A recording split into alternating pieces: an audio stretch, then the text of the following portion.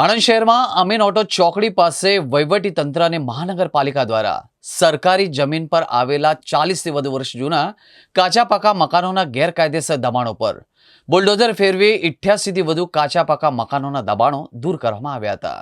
આણંદ શહેરમાં અમીન ઓટો ચોકડી નજીક આવેલા ખુલ્લા સરકારી પ્લોટ પર છેલ્લા 40 વર્ષથી ગેરકાયદેસર દબાણો આવેલા છે। દબાણકારો દ્વારા સરકારી જમીન પર 88થી વધુ મકાનો એક નાનું મંદિર બનાવી ગેરકાયદેસર દબાણો કરવામાં આવ્યા હતા।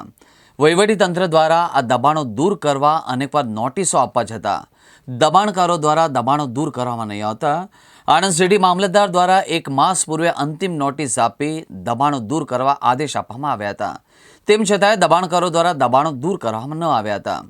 સિટી મામલતદાર, નાયબ મામલતદાર, મહાનગરપાલિકાના ડેપ્યુટી કમિશનર અને સ્ટાફે 2 બુલડોઝર અને મજૂરો સાથે દબાણ ખસેડવાની કામગીરી હાથ ધરી હતી અને 88 ગેરકાયદેસર કાચા પાકા દબાણો અને એક નાનું મંદિર સહિતના દબાણો દૂર કરવામાં આવ્યા હતા। દબાણો દૂર કરવાની કામગીરીને લઈને પોલીસ કાફલો પણ તૈનાત કરી દેવામાં આવ્યો હતો।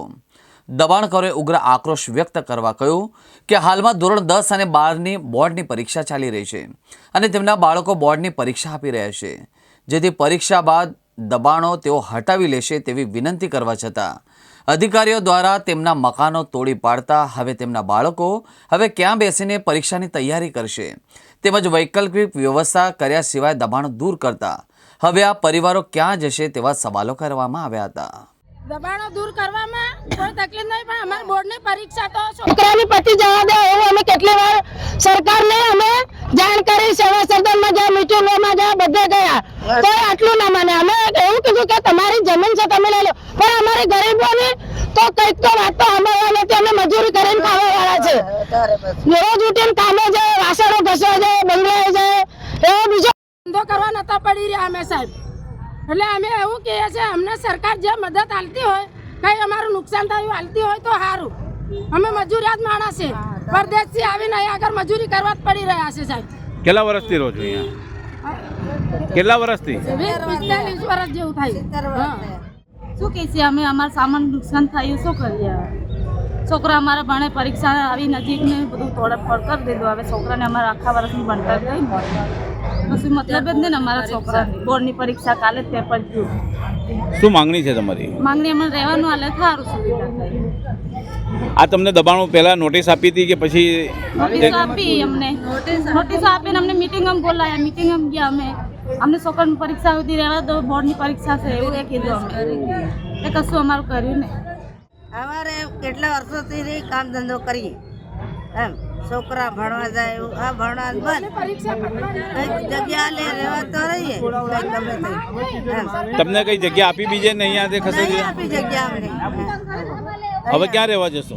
હવે ભાડે રહેવાનું, ભાડે કઈ આજ રોજ આણંદ મહાનગરપાલિકા અને રેવન્યુ વિભાગ તરફથી સાથે મળી અને જે સરકારી દબાણ જમીન પર જે દબાણ હતું તેમજ મહાનગરપાલિકાની જમીન પર દબાણ હતું, આમાં અંદાજે 88 જેટલા કાચા પાકાનો મકાનો આવેલા હતા। એ મકાનોને આજે અમે કાયદેસરની કાર્યવાહી કરી અને દૂર કરવાની કામગીરી કરેલ છે। અત્યાર સુધી અમે તમામ મકાનો વિના સંઘર્ષે દૂર કરવામાં આવેલ છે। આ કામગીરીની અંદર પોલીસ ડિપાર્ટમેન્ટનો પણ સારો સાથ સહકાર આપવામાં આવેલો છે। નગરપાલિકા દ્વારા નગરપાલિકાના 2 અને 1 ભાડાનું જેસીબી, 3 જેસીબી અને 5 ટ્રેક્ટરોનો આ કામગીરીમાં ઉપયોગમાં લેવામાં આવેલ હતો અને સાથે સાથે અમે 25થી 30 નગરપાલિકાના મજૂરોને સાથે રાખી આ કામગીરી કરવામાં આવેલ છે।